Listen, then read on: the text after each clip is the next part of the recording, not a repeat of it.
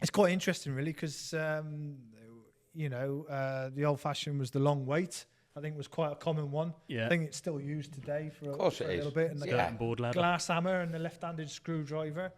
But have you ever been caught with? Have you had anything? Left-handed hammer. Left-handed hammer. Yeah, all right. As well as screwdriver. Yeah. Skirting board ladder, innit? Skirting board ladder. That's a good one. I don't think I've heard that one. I got asked for a glass hammer and I did go looking for it. Yeah. So yeah, that was back in the day. But then again, like the name of the podcast, it's all banter with the builders. That's what it's about. If you can't have a bit of banter on site, then you're in the wrong place. You're in the wrong environment for working, I feel. Yeah. You know what I mean? We're not raising fairies in the building game. No. Yeah. And I think a lot of it, especially if it's aimed at the apprentices, I think when they're, what should I say? I'm going to say thick is a bit of a strong word, but the light's not on, should we say. They get a little bit, a bit dense. They get a little bit targeted a bit more. And as anybody knows within the trade, if anybody's ripping it, well, it doesn't matter if it's in the trade or general life with your mates or not, the minute you bite on something. Yeah. Oh, you're getting it. That's it. You're just jumping on them at that point, aren't you? The door then, and you're just going, just give it to me now. Yeah, that's it. But I remember we had one, like back in the day when I was in the motor trade, I had a lad come in for his work experience. And he come in, and the first thing he came and said to me was, "Oh, I've heard all the fucking stories. You're not going to get me out," and give it the fucking attitude, you know. Yeah. And I was like, "All right, okay." That means game on. You know, I was like, "All right, we'll just see," you know. So a few days passed, and I thought about time we sort of introduced something. So I got in with this good old Skyhook one. Go up into the stores and find some Skyhooks. An hour before he come down and said, "I can't find him," and we were having a little laugh. So that agitated him because we caught him out, and he'd already given me the big one that he wasn't going to get caught. And that one, then he actually kicked off on. So he proper kicked off, like effing and blinding. It was all like proper went for it. So so I thought, oh right, okay. This definitely justifies another one, really. Yeah. You know? So I waited till the following day, and he started coming with a bit of attitude and a bit of cockiness, and I had a bit of the guts full, and I thought I just need to get him to disappear for a bit. So we were working in a little village garage at the time, and it had a little village pub about only 100 yards down the road. So I said to him, "Oh, do us a favour. We're running out of compressed air. You know, go and get a bucket of compressed air from down the pub for us." I said, he keeps it there. Just go and find it. Of course, off he fucking strolls with his bucket. And I just thought, I'm just going to leave him to it.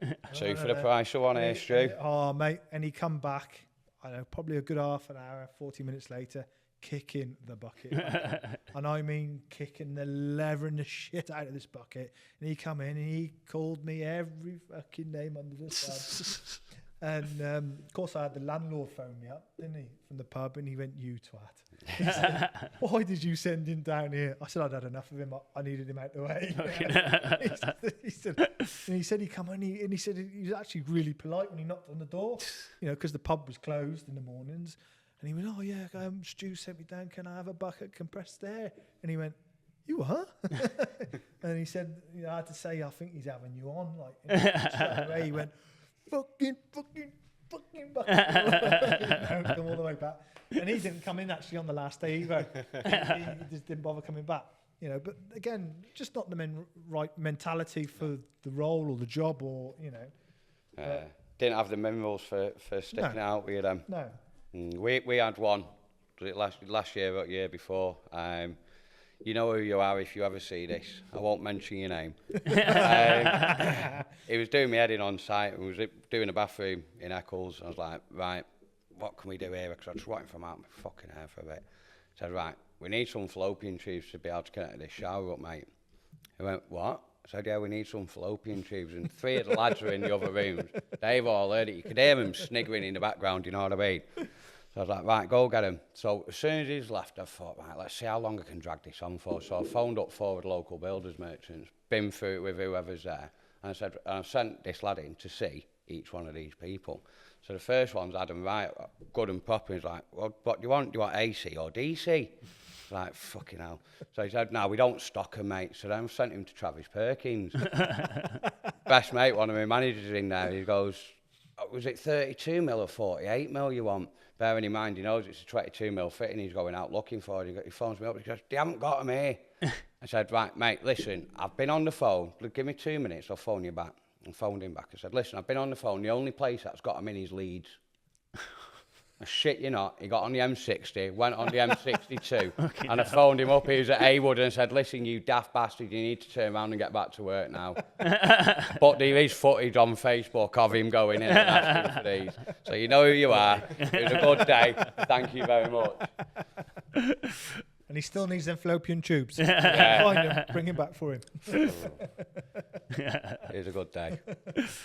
Quality. And I don't understand why they kick off either about it. It's like, oh, hang on, we're still paying you to go waste our time to have a laugh. All right, might be at your expense. Exactly. have a bit of something about you. Yeah, no. Oh, well. Yeah, it's mad, isn't it?